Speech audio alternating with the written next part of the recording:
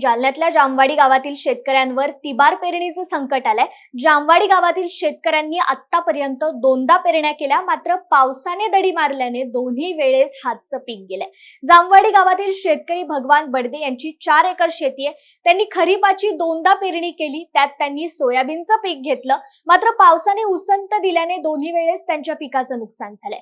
माझी 4 एकर शेती असून तिचा आज काही उपयोग नसल्याच्या परिस्थितीने हतबल झालेले शेतकरी भगवान बडदे म्हणतात।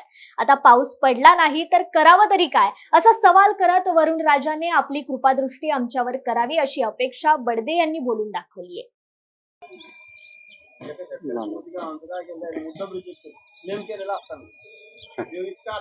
दादा, मला काय सांगणार, आजची पीक परिस्थिती कशी आहे, पावसाची अवस्था कशी आहे, आजची पाऊस झालाय की नाही?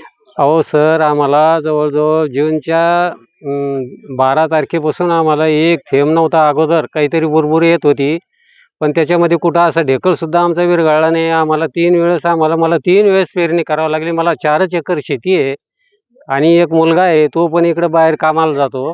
रात्रीच माझी मुलगी नात माझी आजारी पडली, तिला दवाखान्याला मजोळ लोकांकडून घेऊन सनी मला 1000 रुपये घेऊन मला ॲडमिट करावं लागली।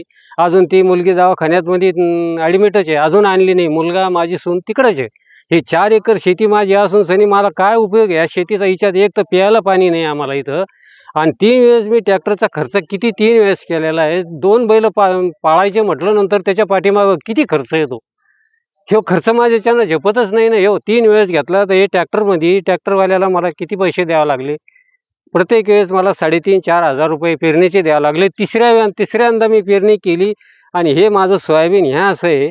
2023च्या सोयाबीनच्या आम्हाला काय भाव दिला या सरकारनं? 4,042 रुपये, आणि तिकडं वर दाखवतात तिकडे की 5,000 भाव देऊ राहिले म्हणून। इतकं खोटं बोलणार आता काही सरकारचं, शासनाचं असं का करते हे शासन? तुम्हाला आम्ही इतके पैसे देतो, तितके पैसे देतो, विमे देतो, कुठं विमा आहे? कोणला विमा दिला? कोणला विम्याचे पैसे भेटून नाही राहिले, काही नाही। मग दुष्काळ नाही आमच्याकडं, ते टँकर शासनानं कसे दिले आम्हाला पाणी प्यायला?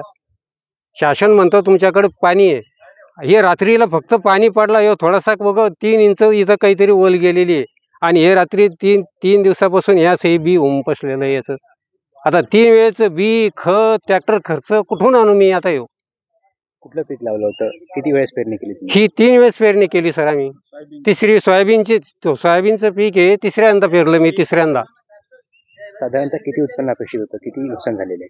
आता वेळेवर जर आलं असतं तर कसं तरी मला 12-13 क्विंटल सोयाबीन झालं असतं, पण आता याची वेळ हुकल्याच्या नंतर याचा काय अंदाज? नैसर्गिक गोष्टी आता अशा, आता या 4 गोण्या पण होत्या का नाही कोण? 2 क्विंटल पण होतं का नाही कोण? मला हे किती रुपयांचं नुकसान आहे? आता हे भावावर अवलंबून आहे, किती होणार होतं। निसर्ग आहे, सरकार आहे, हे सरकार डोळे लावून बसतं, किती याचं काय सांगू? आमचे खळे दळे झाले की त्या टायमाला 4,000 आणि 3,000चा भाव, आणि आमचे काही जर नसलं आमच्याजवळ की त्या टायमाला मग व्यापारीच सगळं। आमचं काय आहे याच्यात? काय मागणी आहे? आमचं म्हणणं आहे शासनाने आमच्याकडे काहीतरी गांभीर्याने लक्ष करायला पाहिजे। नुसतंच आमचं शेतकरी करून आम्हाला असं जमणार नाही। लाडकी बहीण आणली तुम्ही, याच्यामध्ये निकष कशाला घातले? सगळं सर्वसाधारण सगळे सरसगट लाडकी बहीण सगळी सरसगट पाहिजे, सगळ्या बहिणीच आल्या। मग एखादा नोकरीवाला जरी असला तर ती तरी बहीणच आहे सरकारची, आई आहे, बहीण आहे।